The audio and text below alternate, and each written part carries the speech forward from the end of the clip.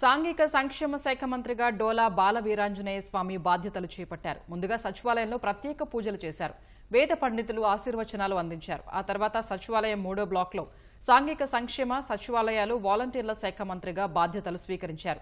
కొన్ని ముఖ్యమైన దస్త్రాలపై మంత్రి సంతకాలు చేశారు. మంత్రి డీబీవీకి సచివాలయ సిబ్బంది పుష్పగుచ్చాలు ఇచ్చి శాలువాలు కప్పి అభినందించారు.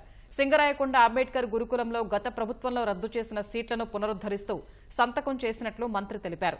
అభివృద్ధి సంక్షేమమే ధ్యేయంగా పనిచేస్తామని చెప్పారు.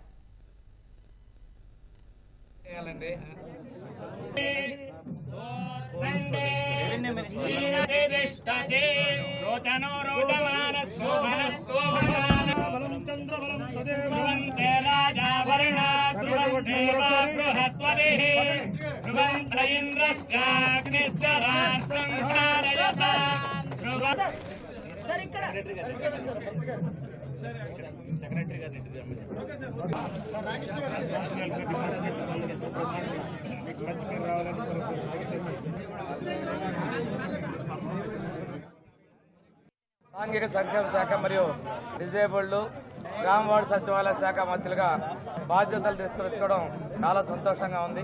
మా ముఖ్యమంత్రి వర్యులు శ్రీ నారా చంద్రబాబు నాయుడు గారు నా మీద ఉంచినటువంటి బాధ్యతల్ని సమర్థవంతంగా నిర్వహించి నా శాఖలో చాలా మందికి ప్రభుత్వం నుంచి అవసరాలు ఉన్నాయి. వీళ్ళందరికీ కూడా సేవ చేసే విధంగా ప్రభుత్వం స్టాండర్డ్స్ ప్రకారం వాళ్ళందరికీ కూడా అన్ని అందించే విధంగా చర్యలు చేపడతామని చెప్పి తెలియజేసుకుంటూ 3 సంతకాల్లో సోషల్ వెల్ఫేర్ డిపార్ట్మెంట్లో డిజేబుల్డ్ డిపార్ట్మెంట్ నుంచి ఒకటి ఈరోజు నేను సిగ్నేచర్ చేయడం జరిగింది. తెలుగుదేశం ప్రభుత్వంలో నారా చంద్రబాబు నాయుడు గారు ముఖ్యమంత్రిగా ఉన్నప్పుడు కొన్ని గురుకుల పాఠశాలలో అదనంగా సీట్లు ఇవ్వడం జరిగింది. గత ప్రభుత్వంలో జగన్మోహన్ రెడ్డి ముఖ్యమంత్రిగా ఉన్నప్పుడు ఈ గురుకుల పాఠశాలలో సీట్లు రద్దు చేశారు.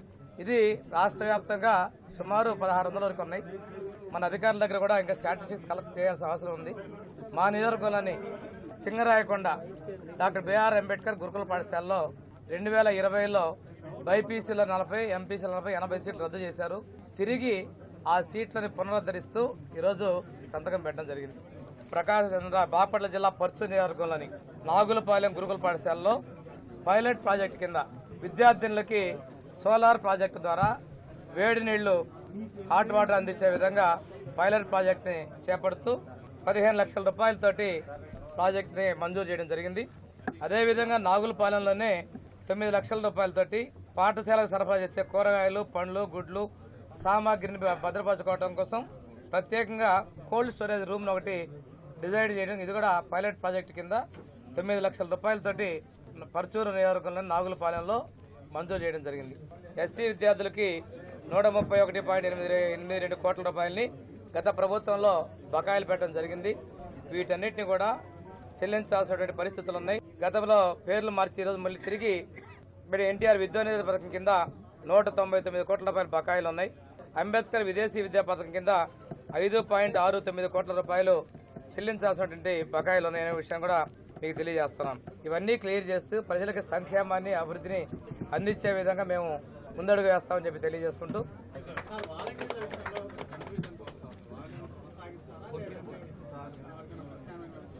ఈరోజు మేము తీసేస్తామని చెప్పలేదండి. ఎన్నికల సమయంలో గత ప్రభుత్వం అధికారులు పెన్షన్ మేము పంపిణీ చేయలేమని చెప్పి బ్యాంకులు తెప్పటం, వారాల తరబడి వాయిదా చేయడం చేశారు. మా ప్రభుత్వం సమర్థవంతంగా ఉన్న ఉద్యోగుల ద్వారా 1వ తేదీ ఇంటి వద్దకి ఈ ఎన్టీఆర్ భరోసా పంపిణీ చేసేందుకు చర్యలు తీసుకున్నాం.